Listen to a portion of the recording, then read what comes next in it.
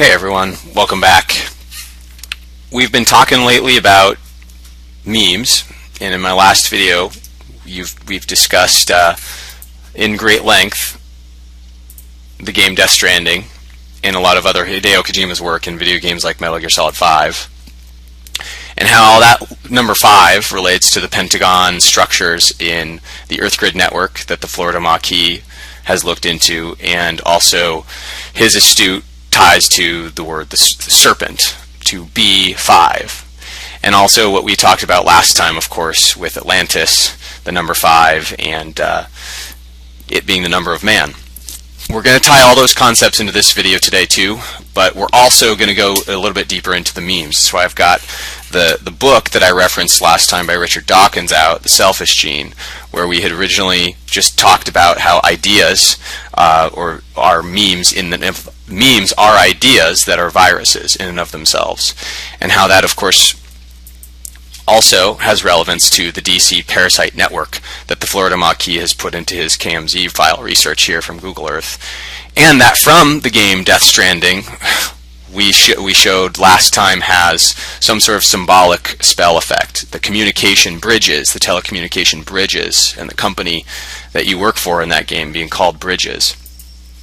It's coming out on November 8th, by the way, not next year, and because of that I'm gonna, and all the memes that seem to be in it and all of the picking apart that there is to do, I'm gonna do my first attempt at live streaming. I've never done that, especially via PS4, but I'm gonna use the time between now and then when it comes out to learn to do that, and then decode this game as we go and figure out what the memes are telling us. I think that will be kind of a fun exercise. So anyway, look out for more on that. In the meantime, what you were looking at when we started the video here is something relating to memes. You might even see and caught the word meme used in this Forbes article from a couple days prior to the Storm Area 51 event supposing to occur. And I'm zoomed in on another point here that's another pentagon, and it's of course Groom's Lake, where Area 51 is situated. And for those who are already familiar with Florida Maquis' work, that DC Parasite network that you see from this extends all the way over and connects with Groom's Lake perfectly into this pentagonal structure. And of course with no coincidence. I don't believe in coincidences like this. I don't think anyone else should, especially since we've already investigated the expansion earth joints that in my previous videos, where the pentagonal structures are forming around these what I'm calling expansion joints in the fractal pattern of expansion based on a buckyball model. So right now, because of solar forcing, which we'll also explain further in this video, there's a particularly energetic period that the Earth is going through. It's expanding at a higher rate than normal, and because of that, energy is coming out of these places like nothing else, and consciousness is being drawn to them. And I think this is important for us to realize, that because consciousness is being drawn to them, there's a lot for the government to lose if people start to decode these memes, and thus the whole idea of the meme and infecting us with a virus to keep us from the truth comes in. There's way too much technology these days for them to allow some of this stuff to get out, and I mean secret technology that they don't want us to know about.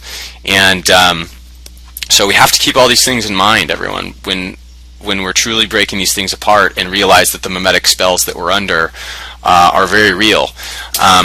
So there's definitely some reflection, this being my 33rd birthday this last weekend too, tying into the number 51, the number 33, the fact that I live down here in Phoenix on the 33rd parallel, a very Masonic number.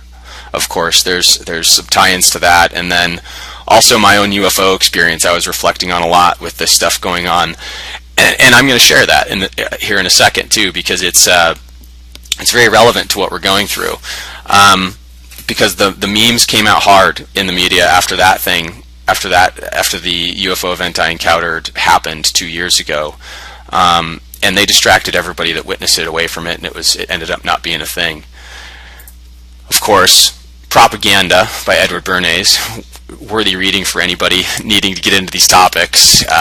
We're not going to have time to do a whole case study into this within this video, but of course I did at least familiarize everybody with Noam Chomsky last time, who kind of expanded on that work in terms of how they psychologically control people through these memes and using these methods. It's worth noting, by the way, Edward Bernays, the guy who wrote Propaganda, is Sigmund Freud's nephew. So go figure. The genetic ties for these families runs deep, and they've effectively hijacked our consciousness, I think, and our whole chakra system by doing this.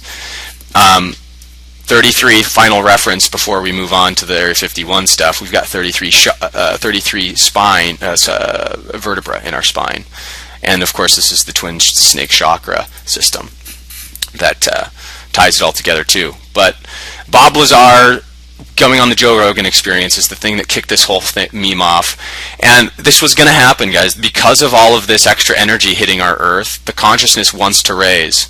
We talked about with the Yuga cycle in the last video as well, and how consciousness becomes higher when we are closer to our binary star Sirius. And this is, of course, the ages that it tracks. And as we get closer, the consciousness raises. So we are now getting closer. We're in the Bronze Age. We're not down here in the Iron anymore. We're in the Bronze, coursing toward Sirius, and our consciousness is raising. And we're actually somewhere about halfway between, about to go into the age, and I think the age of Leo. It's either the age of Aquarius or age of Leo, depending on if you measure from the vernal or autumnal equinox. The Vedics apparently measured by the autumnal, so I'm inclined to believe them, because I actually think Western astrology, as an aside, is a false meme on the top of Vedic astrology to keep us away from truly measuring the magnetic cycles of things. But I digress. This all happened back to the Area 51 event because of that consciousness. We're going into this auspicious time right now and becoming more aware. The government, I can guarantee you, probably got scared to some extent. Maybe not scared shitless, but they definitely took concern to this, and that's why you see articles like this decrying Bob Lazar as hilariously unconvincing, where he's recounting sci-fi experiences, migraines. We all know that these types of energies can cause migraines too. If you take this model of the human body into consideration and you manipulate these energy fields, what do you think you can cause? Migraines and a whole lot more. But of course Joe Rogan found him as credible, and everybody listening should have found him as credible, and that should have actually started a meme that hopefully, I think it has, overcome these media memes to a certain extent, and causing people to organize to the degree of 2.5 million people in a Facebook group. What they always do with these things, of course, before we leave, is they appeal to emotion and create personal incredulity with these types of articles. These are just some flashcards from a game called Critical Thinking that I got from the schoolofthought.org, that are really good to have in honing your skills in this regard, because there are two logical fallacies that are being committed to the reader being brainwashed by this meme here, in that they're telling you something that they're making fun of, and then inserting something. They're doing gene editing or meme editing, if you think about it that way, instead of gene editing, meme editing, by taking out an undesirable thing in your consciousness and placing something in that they want you to have, the climate change agenda. And of course climate is changing, but not in the way that they want you to believe, with the CO2 and the human causes and all that kind of stuff. This apocalyptic event, and how annoying it is that Storm Area 51 took the attention away from it. So they're appealing to emotion with the annoying thing, and they're creating personal incredulity in the reader by, as it says here, making them find that something is difficult to understand is therefore not true. And there's nothing more difficult to understand than the technicalities behind UFOs, right? They've talked for years about how Bob Lazar is not credible, but I would argue that he is, because everything he's ever come out to say with element 115, 15 years before it was discovered by Russian scientists, said it was the fuel at which they used to power these crafts. 1989 is when he talked about that. In 2004, it was when the Russian scientists finally obtained it. He said it was the fuel that they used for the space and time compression of the reverse engineered craft that they were finding down there. And anybody finding this channel, of course, should also recognize that, the Florida Maquis in his research down in Antarctica is, I think, a whole graveyard of found technology for us to do these types of projects, and why SAIC and Leidos and government organizations are all down there looking at our ancient past. And, you know, I'm inclined to keep an open mind even about the dragons, ghosts, specters, and all that, and the giant stuff, especially the giant stuff from our ancient Earth history as to what might be going on. And the sheath of the meme, in other words, is to keep all this behind closed doors, but hiding all the evidence in plain sight. Because the energy yield you get from this so-called fuel is 100%, no, absolutely zero loss, right? And they're starting to talk to some of the magnetism type concepts that Nikola Tesla devised in his day. So it's all coming together in this time, guys, and it's really important we keep these. I'll continue to introduce some of these concepts in the future, but to arm ourselves against these bad memes simply by thinking about them and applying these concepts, we cannot let them affect us. Just like Obi-Wan Kenobi says, the Jedi mind trick only works on the weak-minded. It really is that simple. Before we leave the topic of the memes in the news as it relates to Pentagon, it reminded me of another thing that happened in 1967. Where again the government was really effective at coming in and stifling something that could have happened. The hippies were using Mayan shamanic rituals, peace, love, and understanding, and public prayer to come in 100,000 people strong toward the Pentagon and pray at it and dispel the evil of the Vietnam War, essentially, to perform an effective exorcism. Interesting that they were, of course, Atlantic roots with the Mayans and the Hermetics, the Egyptians, the Mayans. Florida Maquis was just talking yesterday, in fact, about these times and what they represent to the energy that they lay on. By the way, interestingly enough, where's the graphic? Here it is. Egypt is on the 32nd degree, just below the 33rd, but 32nd degree in Freemasonry there is the last degree you can get to in your work, whereas the 33rd is, of course, the ceremonial highest degree. So going back to this Pentagon structure, right? The actual Pentagon is in play here.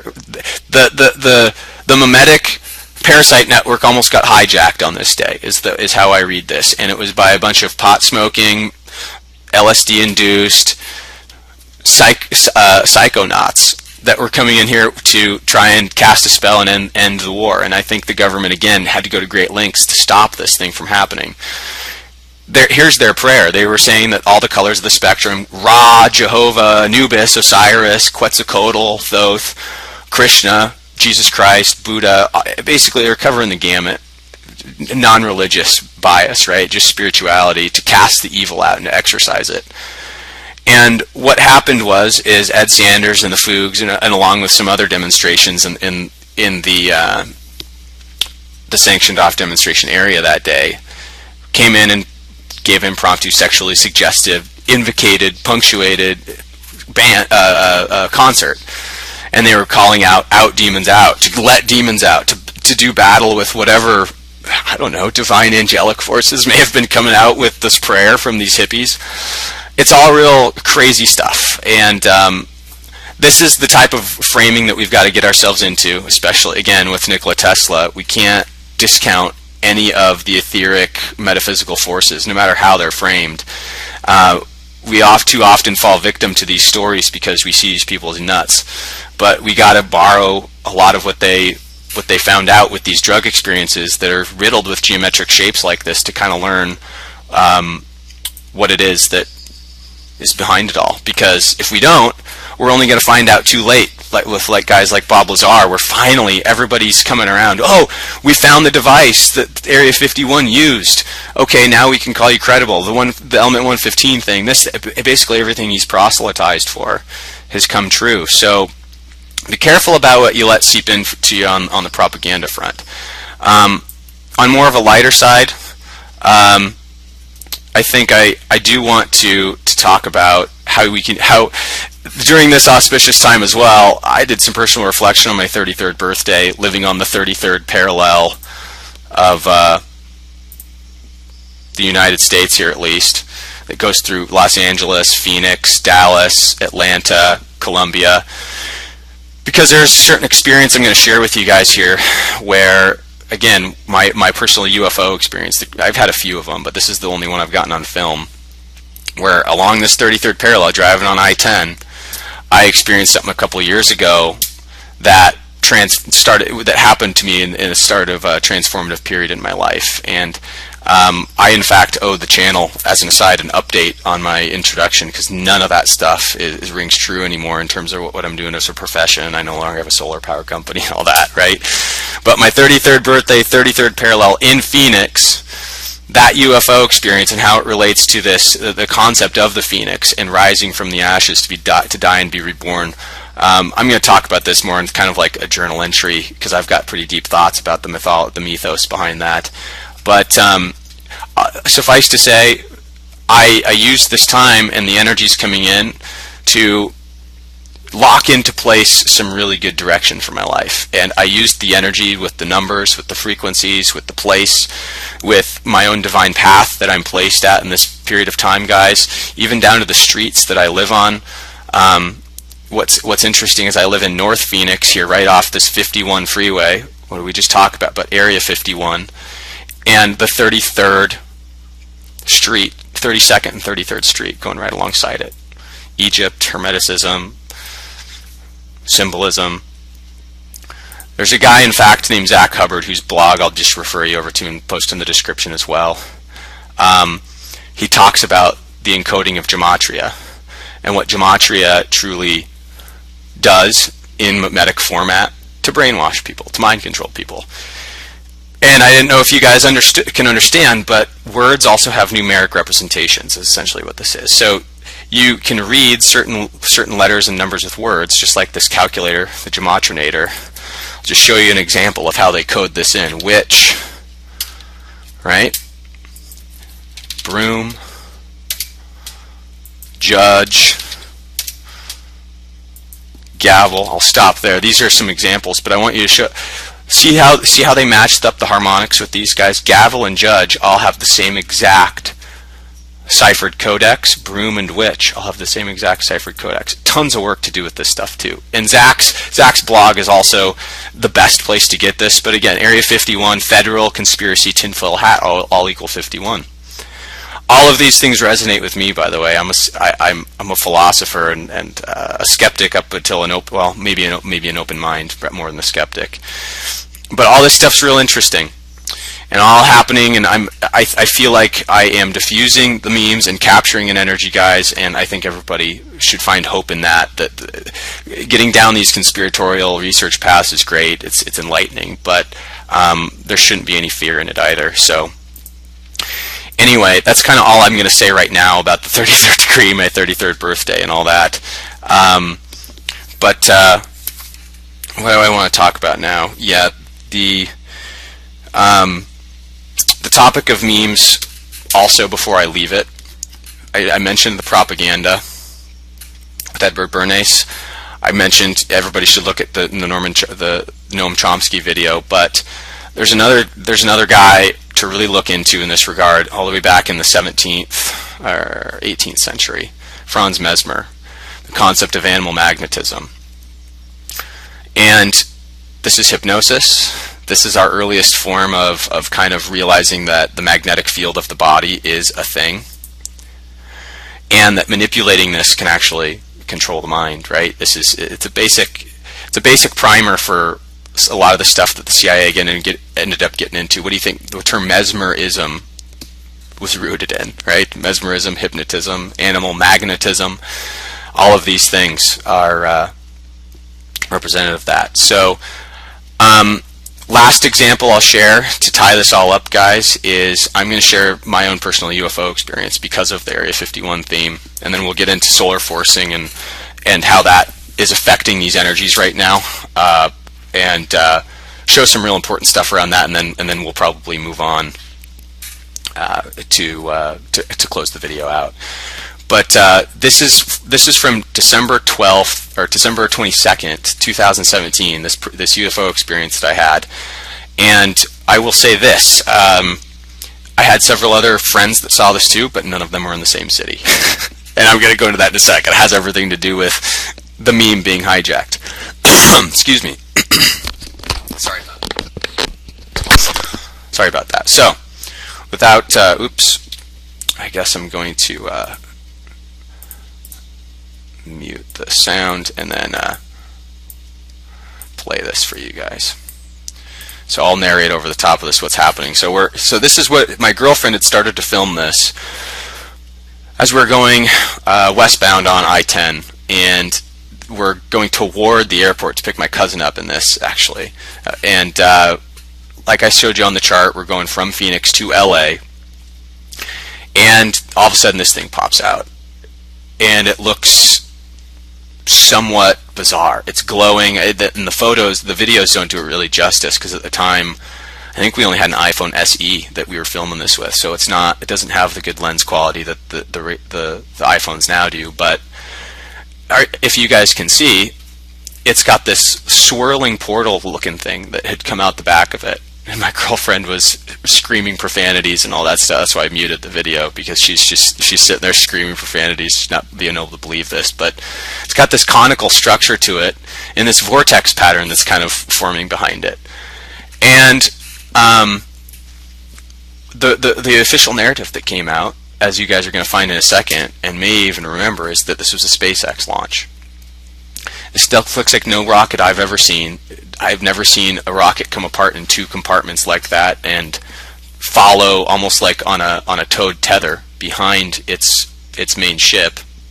Or I shouldn't call it a ship, because I only label it as a ship kind of in my framing of this, right? The object. But it does give me kind of flashes of what Cliff High may have described previously with the Nummo and their liquid copper ships. This happened though over several cities, and they said it was all the same event, all the SpaceX event. It happened over where I live in Phoenix. That was seen over Tempe. It was seen in Sedona by my psychic friend Veronica, who I'll show you a photo from her Facebook page where she saw it.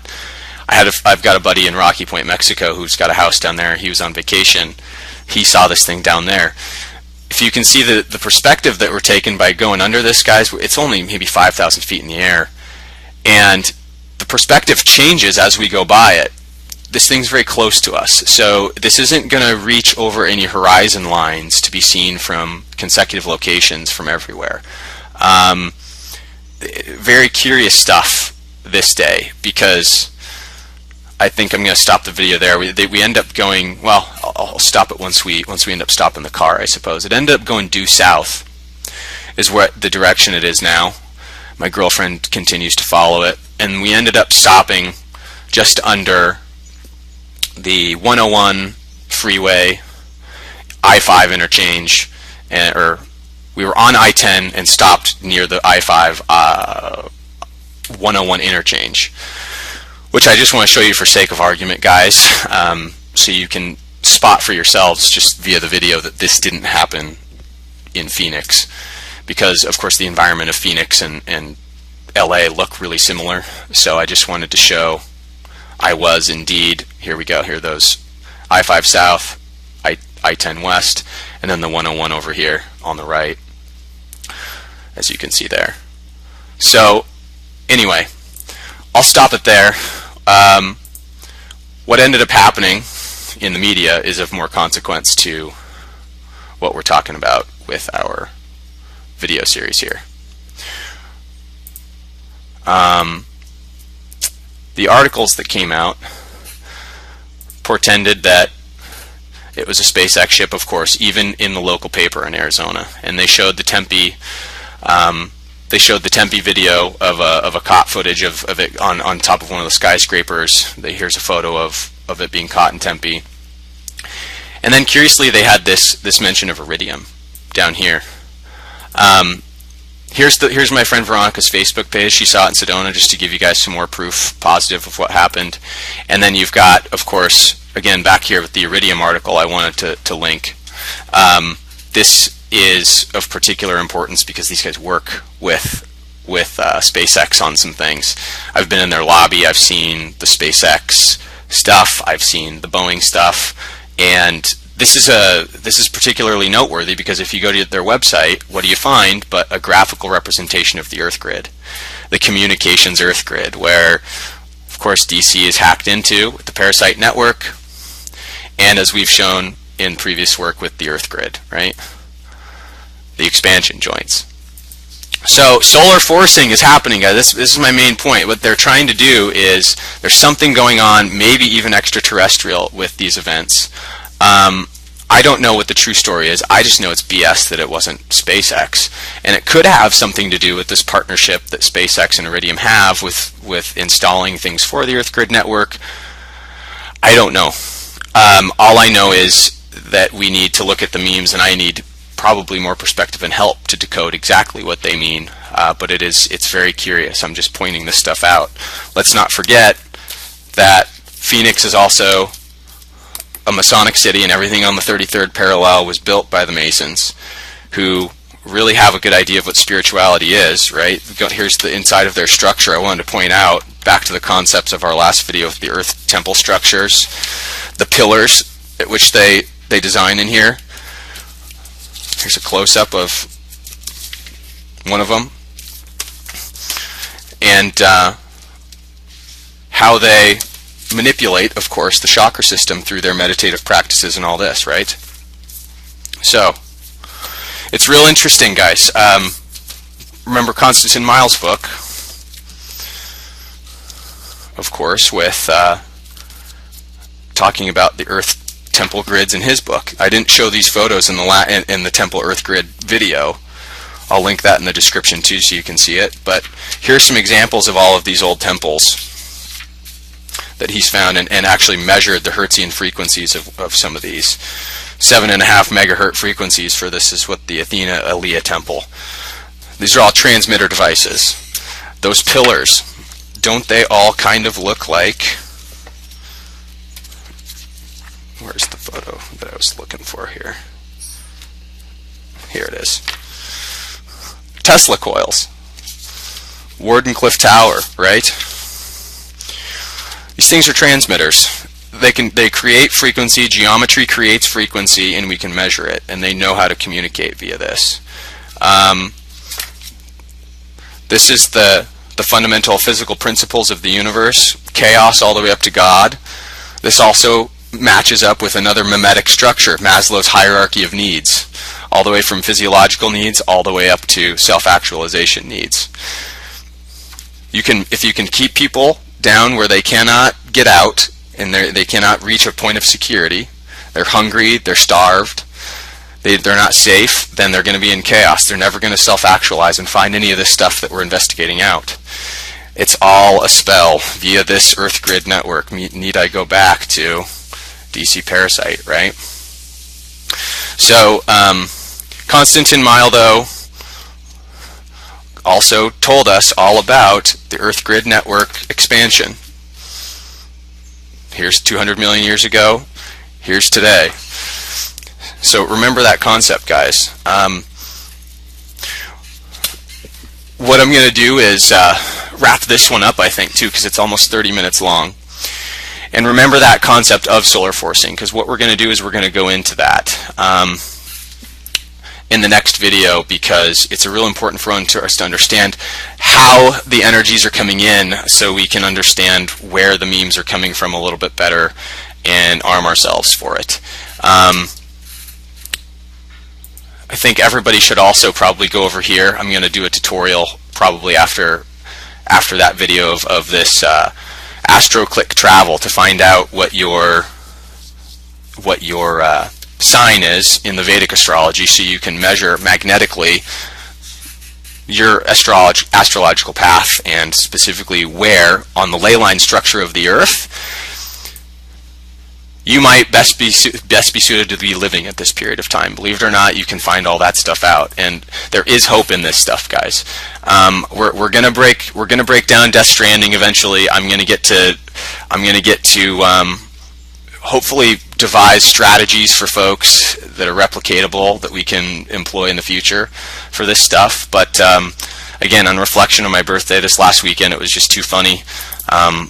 Had to point some of this stuff out, and I think that'll do it from there. We'll get more into the steganography effect of the solar forcing and expansion next time. Like, share, subscribe. Have a wonderful day.